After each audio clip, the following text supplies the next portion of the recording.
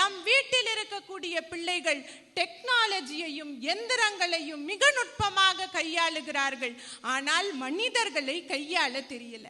என்னப்பா ஹால்ல பெரியப்பா வந்திருக்காங்க, ரூம்குள்ள உட்கார்ந்துருக்கியன்னா, ஓ அவர் தான் பெரியப்பாவா அப்படின்னு கேட்கிறேன். என்ன பேசுறதுனே தெரியலமா, நான் என்னத்தை பேசுறது, நீங்களே போய் பேசுங்கன்னு பிள்ளைகள் சொல்றாங்க. எந்திரங்களோடு அவர்கள் சிநேகிதமாகவும் மனிதர்களோடு அந்நியமாகவும் பழகி கொண்டிருக்கிறார்களே, இது துன்பம் இல்லையா?